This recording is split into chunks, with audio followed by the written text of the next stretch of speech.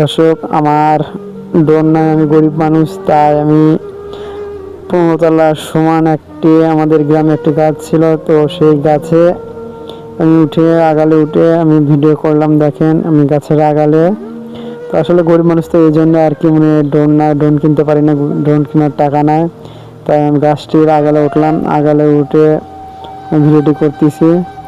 আসলে আমার খুব ভয় করতেছে যে এত উঁচু গাছে উঠে আমি ভিডিও করতেছি। আসলে খুব ভয়াবহ একটি গাছ, এটা অনেক উঁচু জায়গা। তো দেখেন আমি যেরকম ড্রোন দিয়ে ভিডিও শ্যুট করে, তো আমি গাছটির আগালে উঠে আমি আমাদের গ্রামের কিছু ভিডিও করতেছি। দেখেন আসলে গরিব মানুষ হলে যা হয়, মানে ড্রোন কেনার টাকা না থাকলে যা হয়।